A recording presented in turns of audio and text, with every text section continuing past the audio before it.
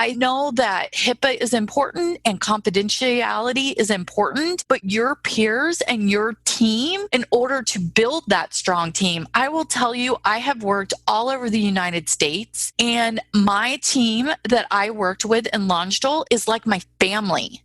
We relied on each other when we couldn't rely on anybody else. We had to work together as a team. And no matter what the personality differences are, no matter what squabbles you might have had with this person or that person the day before, when that patient rolled in the door, we were a team.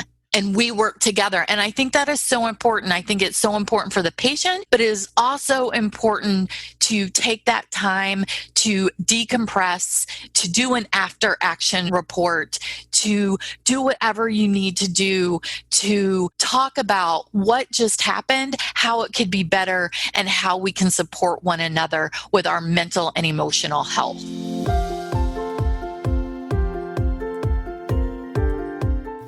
Hey there, my friend. Welcome to the Powerful and Passionate Healthcare Professionals podcast. I'm your host, Sabrina. I am a cardiothoracic surgery PA with a background in public health and neuroscience. I'm also your peak performance coach. I had to say no to working extreme long hours where I was always on call and feeling exhausted, underappreciated, and undervalued, and said heck yes to a life and career that elevates my energy and passion without compromising my health and sanity. Now, I'm among the mission to support ambitious healthcare professional like you with a demanding career to become a confident leader who are living purposefully and fulfilled to truly be both a powerhouse in your career and a passionate person in life. Let's start our journey today. Hi, I'm your host, Sabrina. Welcome to another episode of the Powerful and Passionate Healthcare Professionals. And today we have the honor of having Peggy Moore with us. She is a nurse, used to have significant background in ICU care, and she even went overseas to Germany to save the lives of our veterans over there, and really seeing a lot of trauma cases. And currently she is a school nurse and having her new adventure with her own podcast shows. And she is a mother of three, wife of over 30 years. And of course, more than 20 years of nursing experience. Her life was crazy busy, just like many of you listening right now. And she felt drained, overwhelmed, until she found a better way to live her life, and that she brought her life back to center and lean to draw from her own personal power to build a vibrant and meaningful life full of peace, purpose, and power. And I'm so honored to have Peggy here with us to share with the experience how tough it was leaving your home from the States, going to Germany, seeing all these trauma cases, how it's affecting us. And it really is similar to the pandemic we have right now. These healthcare professionals seeing their patients are having difficult time recovering, and how it's really affecting our mentally, physically, and how we're showing up for other people. So thank you, Peggy, for being here. Thank you so much for having me, Sabrina. I am so excited to be with you today. Awesome. And I gave a brief introduction of you. Of course, it does not do any justice. And so I really, truly want you to share your own journey. I would love to do that. Well, I am so glad that you mentioned healthcare professionals and this COVID crisis right now, because I do think that as healthcare professionals, we're so focused on taking care of our patients. And we kind of put all the thoughts that are going in our own mind, in our own head, all the kind of secondary trauma that we're seeing because we're experiencing their sorrow and their loss and their difficulties and their illness, we experience that ourselves because we're empathetic as healthcare professionals. And I think that sometimes we don't take the time to realize that. And then it just kind of builds and builds and builds. And then later on, we realize that we need to take some time to really take care of ourselves and to really process through that secondary trauma so that we don't become burnt out. And so I appreciate you addressing the COVID pandemic right now, because I know we have a lot of nurses right now, just all healthcare professionals really working to save people and get them better. And they're in that healthcare mode. Just get it done. Let's just take care of them, and let's go to the next patient and let's take care of them. And they're not taking time to process for themselves. So I think this is an important topic, and I'm so glad that you are addressing it. Awesome. And I definitely wanted to hear more of your story of what really made you decide to not working in the States anymore and go to Germany and really treat our troops overseas. And what was the experience like for you? So I was an ICU nurse for probably 14 years. At that time, I had worked in Detroit. I had worked in downtown Philly. I was actually working in downtown Cincinnati at the hospital there, and they actually had a program where the healthcare professionals that take care of the patients on the planes from a war zone like Afghanistan and Iraq and bring them to Germany to be triaged and taken care of. And then they also take them on the plane to the States. It's called a critical care air transport team, and they're amazing. And so I'm in the middle of my critical care career here, working in the ICU. I did see quite a bit of trauma, but nothing compared to Germany. But we would have these nurses and respiratory therapists and physicians come in, and they would work in our unit alongside of us. And so I was talking with them, and my husband had been in the military. He graduated from West Point and was in the military for 5 years. So I was like, wow, this is such a great thing, and this is a way I could help. And so they were like, well, it was 2009, and they were looking for more nurses to come and help because their nurses had been doing this for 8 or 9 years, and it was kind of getting burnout and turnover, and they needed some new nurses. And so I just got presented with this amazing opportunity, and it was a perfect time in our life. My husband had just finished a program to become a teacher. He was doing a career change. So it worked out perfectly, and we moved to Germany with our 13-year-old son. And it was kind of scary. And I admit my first year in the ICU in Germany was such an eye-opening experience. And we can talk more about that. It is, like I said, I had about 14 years of critical care experience, but going to Germany and taking care of 20-year-old boys, in my opinion, because I was a mother of a 20-year-old at that time. I remember the first time I saw one of our soldiers in that bed, and he looked like my son. And what a privilege it was for me to be able to take care of our soldiers. These are men and women that were fighting for our country and taking care of things that I held precious. And so it was an amazing experience. I learned so much, and I'm so grateful for the opportunity. That is amazing to be in that space, even though you're so far away from people that you know, but you feel connected to the patients who are Americans, who are soldiers, who have these significant trauma. We even talk about this when Peggy and I initially met, where she see these young soldiers have their leg blowing up, have significant bleeding, right? Torment with pain and burn and all these emotion. And she has some sensation and feeling like she's carrying on that pain within her. And even though she tried to minimize to say, oh, maybe my stress shouldn't be as high compared to them. Yeah, but it's still a stressful environment. Just like how our healthcare professionals are dealing with right now, seeing these COVID patients. Yes, we're able to handle the cases better, especially in the early stages. So many people are so stressed out because they have no way to really heal, to completely change some trajectory of some of the patients who are just super sick, and they end up passing away and have to share those news with their family who are not even allowed to be in the hospital. Is such a tough thing. So how do you deal with that? Oh, that is such a good question. So while I was working in Germany back in 2009, 2010, the military came out with their resiliency program. And I think, like I said, as healthcare professionals, we're just so concerned about taking care of our patients that we don't think about what it's doing to us. And so I think it took a few years, even for me, to realize the emotional trauma and the mental anguish. It wasn't till I had left working in Germany and I started having nightmares over and over again about patients and trying to take care of patients, and that feeling you have as a critical care nurse or even as a physician when that patient is not doing well and you are doing everything you can to save that patient. It's called secondary trauma.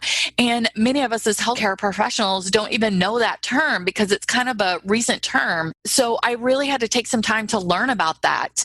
The military had a great team called a Combat Operational Stress Resiliency Team, I believe it was called. They always have acronyms, and I know it was COSAR, COSR. Sometimes I forget exactly what it was called, but they had this great team that came around and checked on us regularly, which was wonderful. Because if you think about it, many healthcare professionals, we don't have time to pee. We don't have time to eat. We don't have time to sit down. And back in these days, in those years, during the time when it was very busy in Afghanistan and Iraq, we were seeing multiple patients every day, and it was very busy. And so this combat operational stress team would come and they would bring us food if we needed food. They would check on us. They would do these little stop-bys and just kind of ask us how we were doing. And if we had time, we could talk to them. So I think it's so important as healthcare professionals to talk with your peers. I know that HIPAA is important and confidentiality is important, but your peers and your team, in order to build that strong team, I will tell you, I have worked all over the United States, and my team that I worked with in Landstuhl is like my family. We relied on each other when we couldn't rely on anybody else. We had to work together as a team. And no matter what the personality differences are, no matter what squabbles you might have had with this person or that person the day before, when that patient rolled in the door, we were a team. And we work together. And I think that is so important. I think it's so important for the patient, but it is also important to take that time to decompress, to do an after action report, to do whatever you need to do to talk about what just happened, how it could be better, and how we can support one another with our mental and emotional health.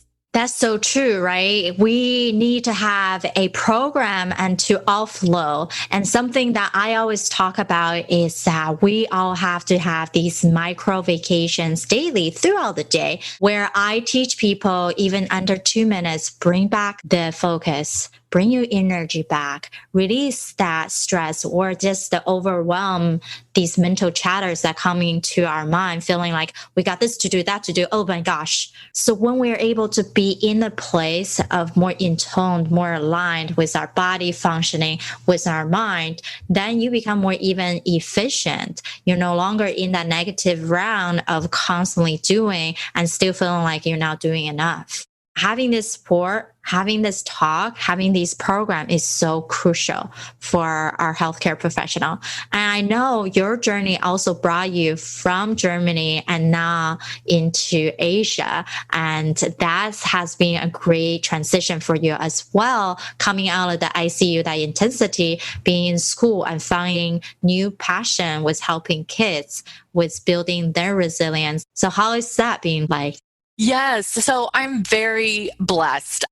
I stayed in Germany till 2016. And my husband and I moved to Okinawa, Japan, where he is a teacher for the Department of Defense education system, which means that he teaches our military kids. So military people are here on a base and they bring their children with them. And so my husband teaches for them. And I was kind of in transition. There is an ICU on base at the Navy hospital. And do I want to continue this critical care journey, or do I want to take a little break for a little while? And I decided to take a little break. And then I became a school nurse, and I love it. I love taking all the things that I've learned about secondary trauma, compassion fatigue, burnout, mental health.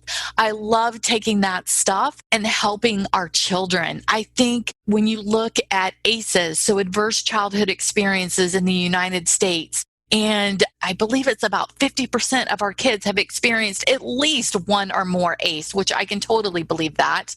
Helping them at a young age to realize how to manage their social and emotional health. We look at the zones of regulation of a lot. So when I'm feeling good to when I'm starting to get a little bit anxious to when I get a little more anxious, what are some strategies we can do to figure that out? And I love that I'm now in a place that I can do more education and more teaching. And so I'm able to help these kids. I do some parenting classes with parents. And so I just love the opportunity to be able to share what I've learned and kind of take these strategies back all the way to when you're younger, because I feel like these strategies are so important all throughout our life.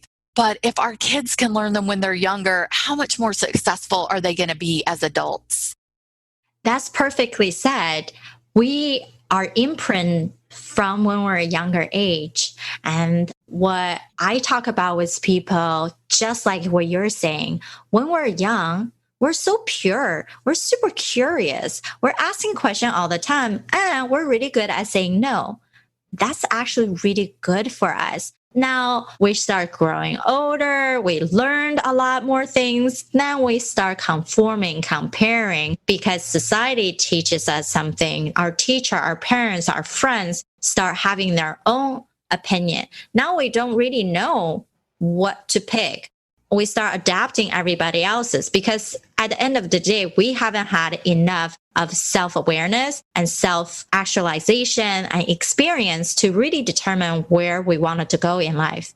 So one of the common questions that everybody keep asking us is, what do you want to be when you grow up, right? And then the common thing for us, healthcare, lawyers, right? Like, oh, be a big CEO. And not thinking, what does that life could look like for you? Now you are helping the kids from that beginning. I even ask my client now in our beginning session is, what is the ideal lifestyle that you truly want to have? If we know what that looks like, we can reverse engineer.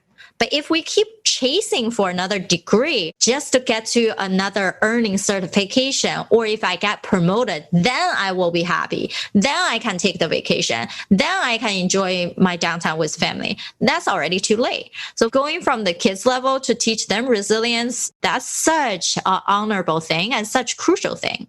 I love that. I think you're absolutely perfect. And that is actually one of the reasons why I started my coaching program also. I find that's so true about kids. And as we get older, we start to listen to all these outside voices, all these people of telling us who we should be. Even our parents with the best intentions are, you should take this career path because this career path is better. Society in general tells us these things. I mean, everyone is going to college and there's no one doing trades right now because that was what was considered to be the correct thing to do. And so we're listening to all these outside voices tell us who we should be and how we should act and what we should say. Social media does not help at all with the fear of missing out. I need to be this perfect mom and I need to be this perfect healthcare professional. Even that doesn't have feelings, right? I can't show my patient my feelings. If I'm sad, I can't really cry with them. I have to hold it together. And so we're told all these things, and I feel like we forget who we are. We forget our inside voice. We forget who we wanted to be and what we wanted our life to look like. And that's what happened to me kind of in my 30s and my 40s. I was so busy chasing all these dreams and goals I had because I was told I needed to have big dreams and big goals. And I still have big dreams and big goals, but I'm not chasing them anymore. I'm living a wholehearted life. I'm living with authenticity, and I'm able to be vulnerable when I need to be vulnerable. And I'm able to have boundaries when I need to have boundaries. And I think sometimes we need to stop. And like you said, I love your what is it called? Micro daily vacations. Micro daily vacations. I think that's beautiful because we do need to stop. And even if you can only take 10 seconds to stop, take a breath, and just return to center and let all that outside noise go away, I think it leads to so much more peace, purpose, and power in your life. Yes, exactly. Now, because there are so many different ways we can build positive intelligence back into our life, that's why when people work with me, I show them a couple things, and then we really have to play to see which one really works best for them. Just like if people have listened to me deliver a keynote talk, I show them one or two exercises to do, but there are other ways because we're so unique. And that's where the micro vacation comes in. Allow yourself just to have a little break. And that break is not purposeless. It's purposefully to build that energy back into your life so you can be more calmer, more focused. Then you can get things done and do a lot more with short amount of time. And this is an awesome discussion that we have with Peggy. And I know for any parents out there who have kids who really wanted to really connect with kids better and also help them with resilience as well, how can they go find you and learn your system? Definitely. So I have a website, discoveryourpersonalpower.org or PeggyMooreLifeCoaching.com. And I have several different programs on there, an online coaching program that takes you through, I look at it as a puzzle piece. So our mental health, our emotional health, our physical health, and our social health are 4 different kind of pieces of the puzzle. And working on these different pieces of the puzzle help us to have that vibrant and meaningful life that we want. And each step of the puzzle helps you look inside at yourself and what you want for your life. I think that's the most amazing thing about coaching and about teaching people is you can truly have the life that you want. Not what everyone else tells you you need to have or what is popular or what is cool or what your next door neighbor has, but the life that truly gives you meaning and purpose and peace and power in your life. And I believe that is where we find our power. We find our power from looking within and being true to ourselves. And so I would love to see you guys over on my website. And I also have a podcast, Discover Your Personal Power podcast, and that is on Apple iTunes. Awesome. Thank you so much, Peggy. And thanks everyone for listening in. If you love today's episode, please share with someone who you know will truly also benefit just like you did. And we also wanted to hear your feedback. Leave a review on iTunes so we know exactly what you need, how we can give even more resource to your specific life and to your goals, to your passion, to that brilliant mind of yours. Thanks for listening in. Bye, guys. All right, my friend. How did you love this episode? Make sure to subscribe to our show so you can continue to build your positive intelligence for that beautiful mind of yours to live powerfully and passionate. I know this is just the tip of the iceberg. You probably have a lot more questions on actually how do I implement those things into my own life? Well, this is the solution. Joining us inside the private Facebook group, go to facebook.com/groups/Powerful Passionate, where I go live weekly to answer any questions that you have and continue to put more resources for you to help you to get to that point.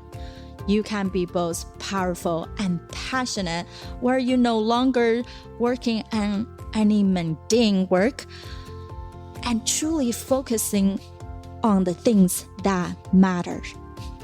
You can be both powerful and passionate, where you can overcome any mental roadblocks keeping you from success.